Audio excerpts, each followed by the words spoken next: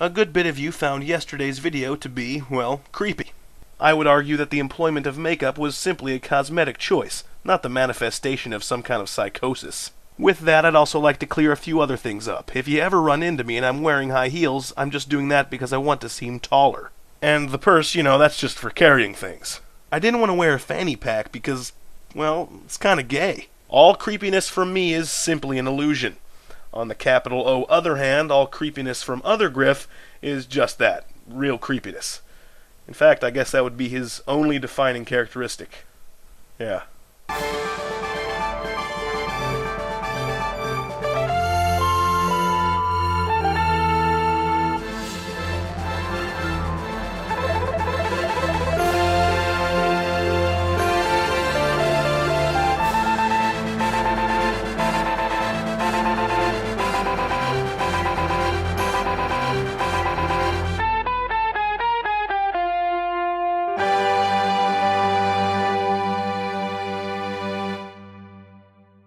Good afternoon, butt kickers. It's October 9, the 282nd day of 2011, which means it's Leif Erikson Day. Hinga-dinga-durgan. It really is Leif Erikson Day, too. I'm not joking.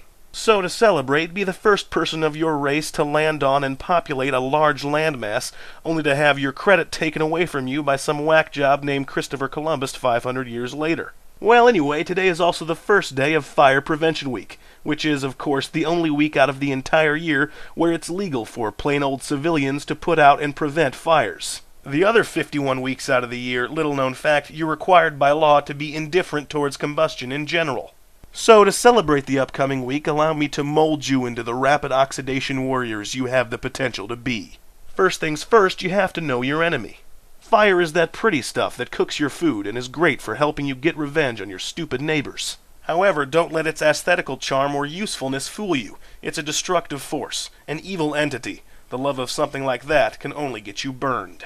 But most importantly, fire is crafty, lurking in the places you least expect, like that harmless little cigarette you've got there, or your kerosene and lit candles collection. And so, to prevent fire from ruining your life this week, just take the following precautions.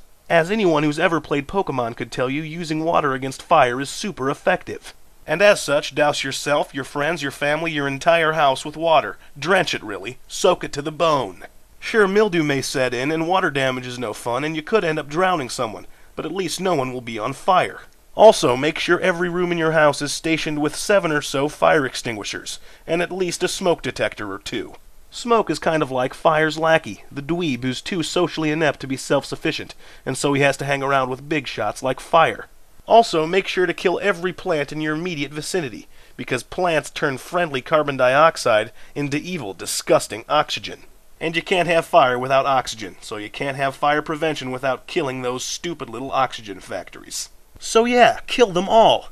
With what, you ask? Well, I imagine fire would do the trick. And then there's always the possibility of spontaneous combustion. To prevent this, consider suicide. Your fire prevention plan should be pretty airtight by now. However, if a fire does spring up, you're going to have to put it out.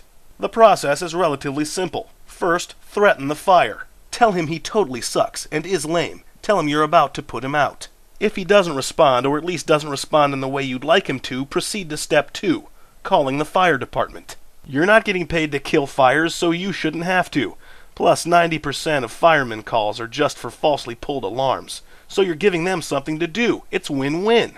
And that pretty much does it. Now you know how to prevent fires. Don't you feel special? Well, you shouldn't. Until tomorrow, I'm Griff, and I'm still talking.